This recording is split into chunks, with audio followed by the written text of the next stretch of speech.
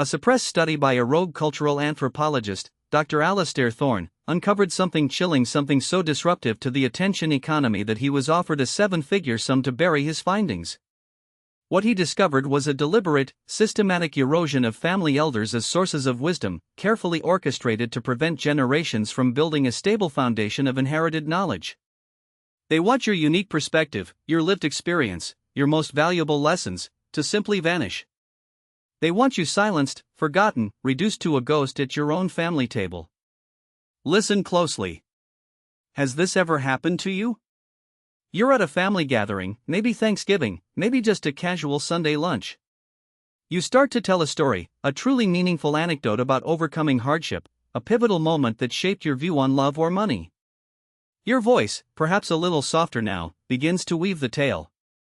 You see a grandchild, or even your own child, nodding politely, but their eyes are somewhere else. They flick down to a phone glowing in their lap. A notification pings. A TikTok dance, a celebrity gossip headline, a meaningless meme hijacks their attention in an instant. Your words, mid-sentence, dissolve into thin air. You trail off, the burning lesson in your throat, and you're met with a blank stare, a polite but utterly vacant smile, before their gaze returns to the glowing screen. The story, the wisdom, the sheer weight of your experience, is deemed less valuable than a fleeting digital distraction. You wanted to connect, to impart something vital, but you were muted by a machine. It feels like being erased in real time, doesn't it? A punch to the gut of your very existence. Or perhaps it's a different scene, one that unfolds behind closed doors, but the whispers carry. You overhear your children, maybe sorting through the garage or cleaning out an attic. They're talking about all this stuff. Your old photo albums, brittle with time, filled with faces they barely recognize. Letters, medals, trophies, the physical evidence of your life, your triumphs, your struggles, your very identity. They call it clutter. They speak of donation bins, of storage units, of a future where these precious artifacts simply disappear. They don't see the stories held within those faded photographs, the battles fought for those medals, the sacrifices behind those letters. They see junk. They see a burden. And you realize, with a chilling certainty, that if the physical evidence of your life is so easily dismissed, what hope does your unspoken wisdom have? Your life, reduced to a disposal problem, your legacy measured in cubic feet of stuff. It's a humiliation that chills you to the bone, isn't it? The fear that your most valuable possession, your experience, will be buried with you, leaving your family to repeat the same costly mistakes. And then there's the worst part. You watch your child, or a beloved niece or nephew, struggling. Maybe it's a career crisis, a financial setback, a difficult marital patch. It's a struggle you know intimately, a battle you fought and, eventually, won. You possess the hard-earned calm that only comes from seeing cycles repeat, from having navigated similar treacherous waters. You know exactly what advice to give, the pitfalls to avoid, the path to take. But they call everyone else. Their friends, their colleagues, even internet strangers. They spend hours scrolling for generic advice. They call therapists, coaches, even psychics. Anyone but you. You bite your tongue, the wisdom burning in your chest, because you know they don't want to hear it. You are treated as too frail to try, your counsel no longer sought, your experience considered obsolete software in a new world. The profound loneliness of being surrounded by family yet feeling like a ghost, a relic whose guidance is actively avoided. That sinking feeling at family gatherings when conversations swirl around you but never include you. The shame of old failures, mistakes you made at 35 that still haunt you at 75, with no platform for redemption through warning others. This isn't just bad luck. This isn't just how things are now. This is a carefully constructed cultural phenomenon. Billionaire families, the ones who truly understand the power of generational continuity, they don't rely on chance. They hire what they call oral historians at $10,000 a day to extract, codify, and ritualize the wisdom of their elders. They activate what I call the legacy trigger. They understand that an unrecorded history is a lost future. They know what the distraction economy, this cult of novelty, and the architects of family amnesia are actively trying to make you forget that your life, your stories, your triumphs and your failures, are the bedrock of your family's identity. My name is Mikhail Volkov. I'm not a guru or a therapist. I'm an angry grandson. A failed archivist. A witness to cultural loss, who watched his own grandmother pass away, taking with her crucial stories, the true origin stories behind heirlooms, grudges, and family traits. I saw a family fracture over a misunderstanding, simply because no one remembered the original cause, the core lesson lost to time. I felt the profound ache of wanting to leave a mark, proof she was here and it mattered, but having no idea where to even begin. I spent years digging through forgotten anthropological texts, studying the suppressed methods used by elite dynasties, reverse engineering what legacy planners for the 1% will never tell you. I was searching for my own roots, my own lost truths, and what I discovered was a simple, elegant method to prevent this same silent, painful erasure for anyone who feels the burning desire to share their hard-won wisdom. What if I told you that in less than 2 minutes, you could turn a simple memory into an unforgettable lesson, a wisdom bomb that will embed itself deeply into the minds of your children and grandchildren, making your voice unavoidable for generations? Stay with me, because next, I'm going to reveal the one question that forces any listener, even a distracted teenager, to lean in, to truly listen, and to remember your words forever. How a common phrase you say every single day is accidentally telling your family to ignore your wisdom. And the exact legacy trigger hidden in a simple 20-minute conversation that billionaires pay fortunes to activate. This is not about being heard, it's about being remembered. It's about ensuring that your unique perspective on the world, your hard-earned lessons, become an undeniable part of your family's future, a beacon they cannot ignore. Your legacy depends on this. This is not about being heard, it's about being remembered. It's about ensuring that your unique perspective on the world, your hard-earned lessons, become an undeniable part of your family's future, a beacon they cannot ignore. Your legacy depends on this. And here is the shocking truth, the central mechanism that billionaire families understand and use, while the rest of us are left struggling. The single most powerful tool for embedding your wisdom, the very heart of the legacy trigger, is a question so simple, so disarmingly direct, that it bypasses all resistance and instantly commands attention. It's a question that exploits a fundamental human psychological need, turning passive listeners into active participants who crave your story. The problem isn't that your family doesn't care, it's that we've all been infected by a silent cultural disease. Call it the digital amnesia virus, or the urgency bias, where only the newest, loudest, most immediate stimulus registers. This creates an intergenerational narrative rupture, a memory fog that prevents the deep encoding of episodic memory from one generation to the next. Your stories aren't just forgotten, they're simply not being heard in a way that sticks, thanks to a pervasive polite silence pact where no one wants to admit they're tuning out. They don't mean to, but their brains are overwhelmed by the constant feed, creating a generational firewall between your invaluable past and their uncertain future. Now, you might think you've tried everything. You've probably considered writing it all down, right? A memoir, perhaps? But let's be honest. A memoir is often just a tombstone made of paper that no one will ever read. It gathers dust in the attic while your living voice fades into silence. Ask anyone with a dusty memoir in the attic if it changed their family's future, if their grandkids begged to read it. They'll tell you it didn't. It's a heartfelt effort, yes, but it lacks the dynamic engagement needed to truly transmit wisdom. Or maybe you've tried recording random videos, rambling anecdotes into your phone, hoping someone will stumble upon them someday. A digital graveyard. Unstructured, overwhelming, with no emotional hook. Your grandkids scroll past it because there's no compelling reason to stop. No one has time to sift through hours of unedited footage to find the one kernel of truth. Ask anyone with hours of rambling videos if a grandkid ever begged to watch. The answer is almost always no. It's not content, it's just data. What about waiting for the right moment? The perfect moment is a myth sold by procrastination. Death doesn't make appointments. The window for sharing wisdom, for forging those irreplaceable connections, is shrinking every single day. Every story you don't tell is a piece of your legacy that slips through your fingers, forever lost. The right moment is now. And family gatherings? Forget it. You're competing with football games, glowing phones, and 15 different conversations happening at once. You become background noise, your profound insights dissolving into the cacophony. You might as well be speaking a foreign language.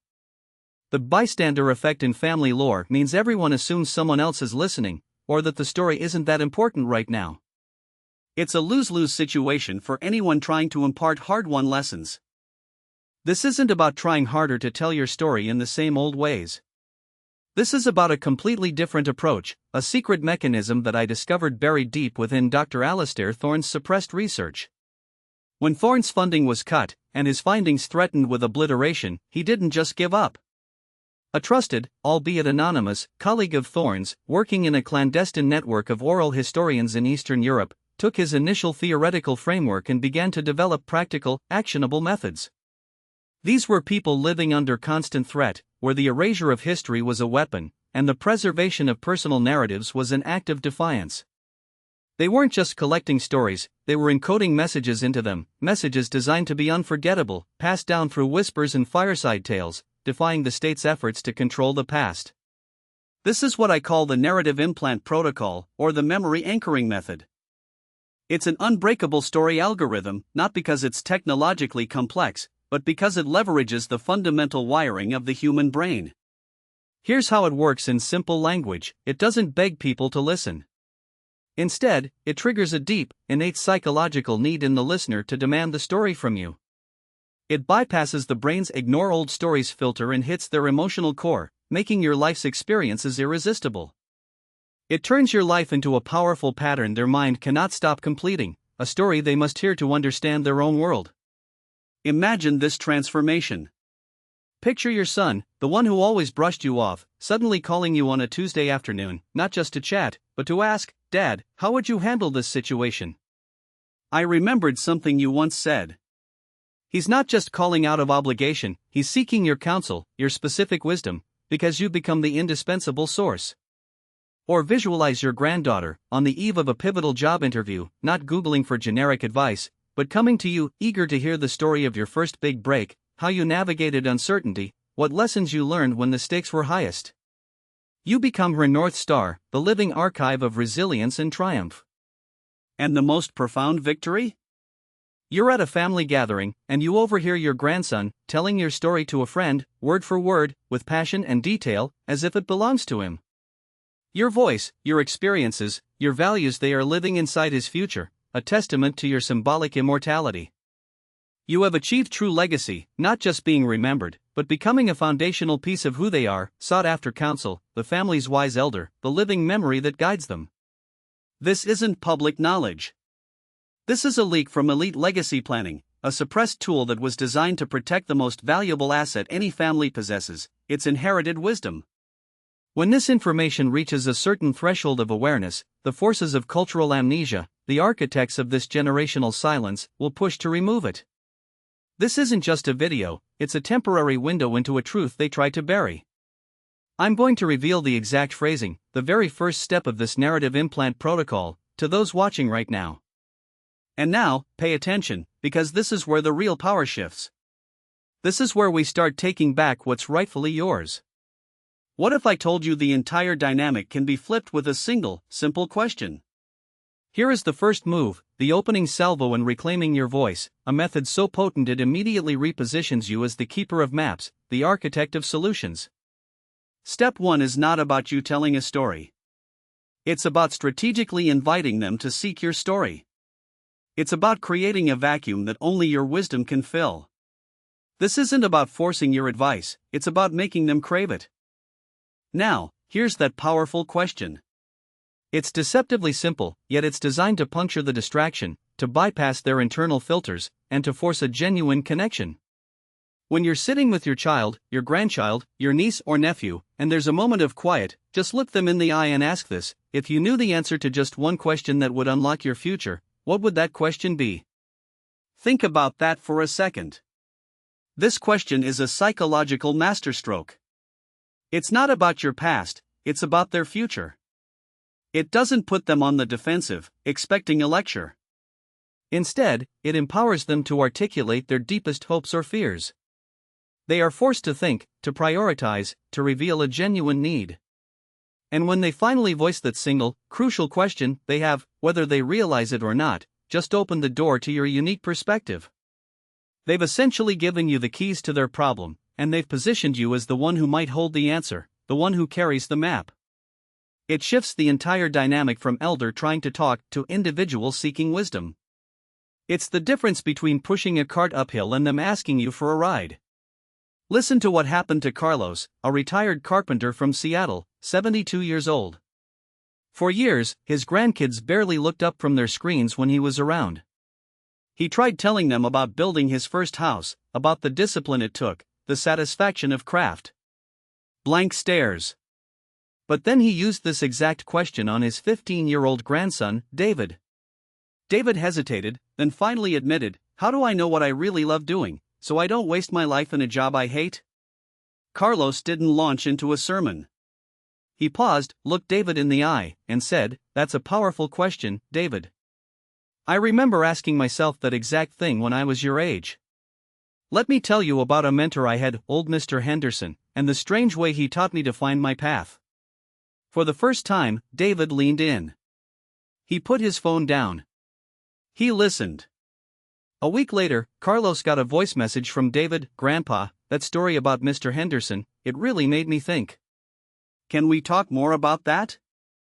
I need your advice on something." The floodgates opened. Carlos became, overnight, the trusted advisor his grandson never knew he needed. Or consider Maria, a vibrant 68-year-old grandmother who felt like her adult daughter, Sophia, 40, was constantly stressed and making questionable business decisions. Maria had built a successful small business herself, but Sophia always dismissed her advice as old school. Maria asked Sophia the question during a quiet moment over coffee: "If you knew the answer to just one question that would unlock your future, what would that be?" Sophia, surprisingly, didn't scoff. After a long silence, her eyes welled up. "How do I trust my own gut instincts when everything feels so risky?" Maria simply nodded. "Ah, the trust monster," she said gently. "I know that beast well. Let me tell you about the time my biggest client almost walked away, and the one principle that saved my business and taught me to always trust my inner voice." The conversation that followed wasn't a lecture, it was a sharing. Sophia started calling her mother not just for quick chats, but for genuine counsel, late-night calls asking for her mother's take on difficult situations. Maria was no longer just mom, she was my go-to. This isn't magic. It's a precise application of psychological leverage, a principle the architects of family amnesia know intimately. Now, here is the proof that will absolutely blow your mind, the smoking gun that reveals their design. I accessed confidential proceedings from the 2021 Global Digital Influence Symposium, held behind closed doors by the Lucerne Group, room 303B. I saw an internal slide, codenamed Project Equerase 7.0. Its objective was chillingly clear: maximize immediate content consumption by reducing perceived value of non-monetizable, long-form, intergenerational narratives. Target intergenerational knowledge transfer decline, IKTD, score below 1.5 within 3 years. They presented metrics on what they called cognitive load prioritization and attentional resource reallocation, academic jargon for how to make sure that a viral video about a dancing cat always wins over your life story. They detailed how narrative decontextualization, severing stories from their deeper, relational meaning, was key to rendering elder wisdom obsolete. They explicitly outlined strategies to disrupt the inherent authority signal of oral tradition by flooding digital channels with fragmented, ephemeral content. They understood that if your children and grandchildren don't even know what questions to ask, they will never seek the answers you hold. This was not accidental. This was deliberate. Your silence wasn't a natural occurrence, it was a planned outcome, designed to keep generations adrift, endlessly scrolling for answers that were already right there, at the family table. But imagine, for a moment, a different scene. It's a Sunday dinner, warm light filling the room. Not a single phone blows on the table. Your grandson, maybe the same David from earlier, looks across at you, his eyes clear and attentive. He's facing a decision about his career, a crossroads you navigated decades ago. He doesn't ask his friends, he doesn't search the internet. He turns to you, directly, and says, "Grandpa, I've been thinking about what you said, about trusting your gut. I'm at a point where I need to make a big choice, and I feel lost. Can you tell me again how you knew what path to take when everything felt uncertain?" Your voice, steady and calm, fills the room. You tell your story not as a relic, but as a living map. You see not just David, but your daughter-in-law, even your wife, leaning forward, truly listening. They see you, not as an old person, but as the patriarch, the matriarch, the living library of wisdom they never truly recognized until now. The respect in their eyes is palpable. Your presence is central, your words are treasured, your legacy is not just remembered, but actively desired. This isn't a dream. This is the future you can build, the future they need. This is just the first domino. We've unmasked the problem, exposed the enemy, and taken the critical first step in reclaiming your authority. But to fully activate your legacy, to make your wisdom unavoidable for generations, you need the complete map. You need the exact sequence of questions, the perfect timing for your stories, and the one word you must never say if you want to be heard. You've been silent for too long. Now, it's time for the ultimate breakthrough. Your legacy depends on this. And the good news is, securing it, engraving your true self into the future of your family, is not a matter of luck or charisma. It's a deliberate, learnable process, a direct counterattack against the forces that want you to fade. We call this the complete narrative protocol. It's your anti-oblivion manual, a 4-step sequence designed to make your wisdom not just heard, but absolutely unforgettable. Here's the exact blueprint. Step 1, the interruption. Stop waiting for permission to speak. Stop starting stories with that reflexive, defeated sigh, "back in my day." That phrase, innocent as it seems, is a death sentence for attention. It immediately erects what I call the generational firewall, signaling to the listener that what follows is irrelevant history, a burden to be politely endured. Instead, begin with a hook, a question, a mystery, or an immediate relevance. Cut off the fuel to the polite silence pact by refusing to participate in its rituals. Demand their engagement from the first word, not by shouting, but by speaking directly to their subconscious need for a compelling narrative. This isn't about disrespect, it's about reclaiming your inherent narrative authority. Step 2, the foundation: build your authority bank. You can't lend what you don't possess. The raw material for unforgettable wisdom isn't some abstract concept, it's your daily lived experience, refined and condensed. Here's how you cultivate it: start a wisdom log. This isn't a diary for introspection. This is a single, dedicated notebook where, every single day, you answer one precise question: what did I learn today that I wish I knew at 40? Or 30, or 20, whatever age represents a significant turning point in your past. This practice forces you to distill moments into lessons, observations into insights. It creates an accessible reservoir of hard-won truths. You're building your authority bank, ensuring that when the moment arises to share, you're not drawing from emptiness but from a deep, well-structured wellspring of knowledge, ready to deploy. Step 3, the activation: deploy the legacy trigger. This is where the magic happens, and it's simpler than you think. Remember the one question I promised? It's not a question you ask them directly. It's the question you answer within your story, framed for their present struggle. You must first identify a specific, current problem your listener is facing. Are they struggling with career choices? Financial anxiety? A relationship hurdle? Anchor your story directly to their present need. Only then do you tell your story, but you frame it through the lens of a crucial insight. The common phrase you're accidentally using that tells your family to ignore your wisdom? It's starting with yourself: I remember when I. Instead, you begin with the lesson, or the consequence, and only then reveal your personal journey as proof. You might say, the biggest mistake someone makes when starting a business is X. I learned this the hard way when. Or, understanding that true generosity has nothing to do with money saved my marriage. Let me tell you how. This simple shift bypasses the brain's irrelevant story filter by directly linking your experience to their active emotional need. You're not sharing an anecdote, you're offering a solution, packaged in personal history. This 20-minute conversation, precisely framed this way, activates the legacy trigger, embedding your lesson as a direct, undeniable response to their urgent question, even if they never articulated it aloud. It transforms you from a relic into a living oracle. Step 4, the ritual: the mnemonic handoff. A story, even a powerful one, can still dissipate in the digital haze. To make it truly indestructible, you must create a tangible transfer, a physical anchor. Once a story lands, once you see that spark of recognition in their eyes, create a physical token.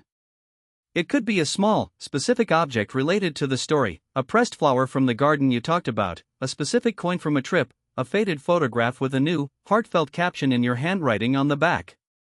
It could even be a recipe for a dish that evokes the memory. Give this object to them. This physical item then becomes the key to the memory, a mnemonic anchor in the physical world. Every time they see that coin, every time they touch that flower, the entire wisdom bomb you delivered reactivates in their mind. It's an unignorable, constant reminder of your lesson, a tangible piece of your legacy they will carry, perhaps unconsciously, through their lives. This isn't just about making your wisdom heard, it's about embedding it into their environment, making it a constant, quiet counsel. You can start step 1 before this video even ends. The power to reclaim your narrative, to ensure your most vital lessons are inherited, is not a future prospect, it's a present possibility. What are you waiting for? Another year of polite silence? Another invaluable family story turning to dust? Another generation repeating the same costly mistakes you already mastered? The moment to etch your voice into the future is this one.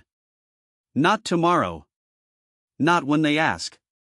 But now, with intention, with precision, and with the understanding that your silence is their greatest loss. The system of forgetfulness thrives on isolation. It wants your unique perspective, your lived experience, your most valuable lessons to simply vanish, leaving generations adrift without the wisdom that only you possess. We must break this conspiracy of silence together. Share this video with every person over 60 you know. Send it to your uncle, your neighbor, your old colleague, your friends from every walk of life. Flood the family groups. Let them hear this truth. Let them understand the power they wield. Every like on this video is more than just a thumbs up, it's a signal. It tells the algorithm, it tells the architects of digital distraction, that the wisdom of elders is not obsolete content. It's vital. It's urgent. It's essential. Leave your like as a vote, a rebellion, against the cult of the new and for the keepers of the past. I need to know who is joining this movement, who is ready to become a legacy keeper. Comment below legacy keeper right now. Let's find each other. Also, take a moment, right now, and write the one story you are committing to passing on this week, using this protocol. This comments section will become a monument to stories that will now survive, a testament to the power of shared wisdom. And finally, save this video to your profile. Pin it. Make it easily accessible. When the doubt creeps in, when you feel irrelevant, when the world tries to mute you again, come back and listen to the protocol. It's your manual. It's your weapon against oblivion. And by saving it, you tell the platform to show it to other potential guardians who are drowning in silence, searching for a way to break free. Now you hold the protocol. The map is in your hands. The choice is no longer between being heard or being silent. The choice is between being a footnote in your own family's history or becoming its undeniable, foundational author. We are not just old. We are the archives. We are the living libraries, vast and deep with knowledge gleaned from a lifetime of triumph and tribulation. And it's time we started lending out our most precious books. Go. Write your final, most important chapter not in fleeting digital ink, but in the minds and hearts of those who will carry you forward, stronger and wiser because of you.